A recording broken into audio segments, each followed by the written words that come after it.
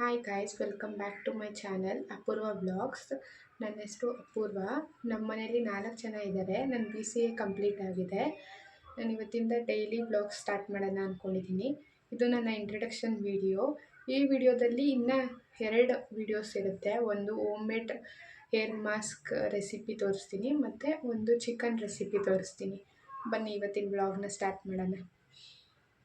ಇವತ್ತು ಮನೆಯಲ್ಲೇ ಮಾಡೋ ನ್ಯಾಚುರಲ್ ಏರ್ ಮಾಸ್ಕ್ ರೆಡಿ ಮಾಡ್ಕೊತಾ ಇದ್ದೀವಿ. ಅಮ್ಮ, ಇದಕ್ಕೆ ಏನೇನು ಹಾಕಬೇಕು? ನೈಟೇ ನೆನೆಸಿರೋದು 2 ಸ್ಪೂನು ಮೆಂತ್ಯ, ಒಂದು 5-6 ದಾಸವಾಳ ಎಲೆ, ಸ್ವಲ್ಪ ಕರಿಬೇವಿನ ಸೊಪ್ಪು, ಮೊಸರು 2 ಸ್ಪೂನು, ಒಂದು ಅರ್ಧ ಸ್ಪೂನ್ ಕೊಬ್ಬರಿ ಎಣ್ಣೆ, ಸ್ವಲ್ಪ ನೀರು ಸೇರಿಸ್ಕೊಂಡು ನುಣ್ಣಗೆ ರುಬ್ಕೋಬೇಕು. ನೋಡಿ, ಈ ಥರ ಗ್ರೈಂಡ್ ಮಾಡ್ಕೊಂಡಿದ್ದೀವಿ. ನಮ್ಮಮ್ಮ ಇವತ್ತು ಈಸಿಯಾಗಿ ಚಿಕನ್ ಚಾಪ್ಸ್ ಮಾಡ್ತಿದ್ದಾರೆ. ಹೆಂಗೆ ಮಾಡ್ತಾರೆ ಅಂತ ಹೇಳ್ತಾರೆ, ಬನ್ನಿ. ಏನೇನು ಹಾಕೋಬೇಕಮ್ಮ?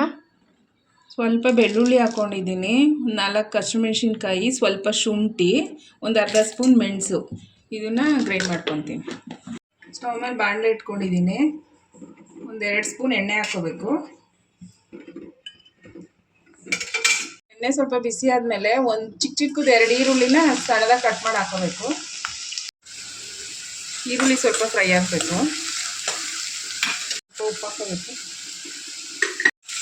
ಈರುಳ್ಳಿ ಸ್ವಲ್ಪ ಫ್ರೈ ಆದಮೇಲೆ ಆವಾಗಲೇ ಶುಂಠಿ, ಬೆಳ್ಳುಳ್ಳಿ, ಮೆಣಸು ಎಲ್ಲ ಹಾಕೊಂಡು ರುಬ್ಕೊಂಡು ಇಟ್ಕೊಂಡಿದ್ದೀನಿ, ಅದು ಹಾಕೋಬೇಕು.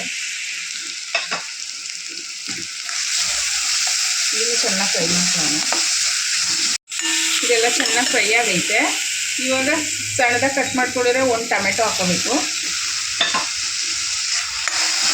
ಇದನ್ನು ಸ್ವಲ್ಪ ಚೆನ್ನಾಗಿ ಫ್ರೈ ಮಾಡ್ಕೊಳ್ಳೋಣ. ಟೊಮೆಟೊ ಸ್ವಲ್ಪ ಸಾಫ್ಟ್ ಆಗೋವರೆಗೂ ಚೆನ್ನಾಗಿ ಫ್ರೈ ಮಾಡ್ಕೊಂಡಿದ್ದೀನಿ. ಇವಾಗ ಅರ್ಧ kg ಚಿಕನ್ ತೊಗೊಂಡಿದ್ದೀನಿ, ಹಾಕೊಳ್ತಾ ಇದ್ದೀನಿ.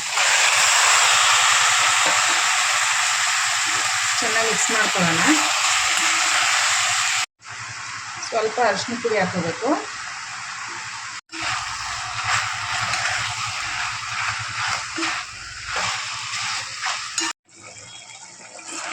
ಚಿಕನಲ್ಲಿರೋ ನೀರೇ ಬಿಟ್ಕೊಂಡು ಚೆನ್ನಾಗಿ ಬೇಯ್ತೈತೆ.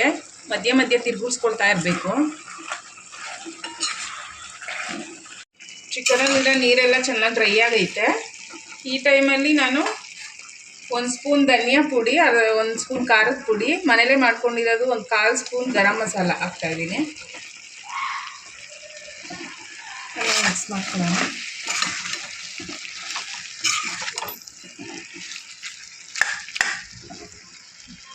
ಇವಾಗ ಸ್ವಲ್ಪ ಒಂದು ಅರ್ಧ ಗ್ಲಾಸಷ್ಟು ಜಾರ್ ತೊಳ್ಕೊಂಡು ನೀರು ಹಾಕ್ಕೊಂಡಿದ್ದೀನಿ.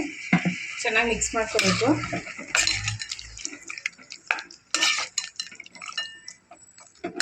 ಈರುಳ್ಳಿ ಫ್ರೈ ಆಗೋನಾಗ ಸ್ವಲ್ಪ ಉಪ್ಪು ಹಾಕ್ಕೊಂಡಿದ್ದೆ. ಇವಾಗ ನೋಡ್ಕೊಂಡು ಸ್ವಲ್ಪ ಹಾಕೋತಾ ಇದ್ದೀನಿ.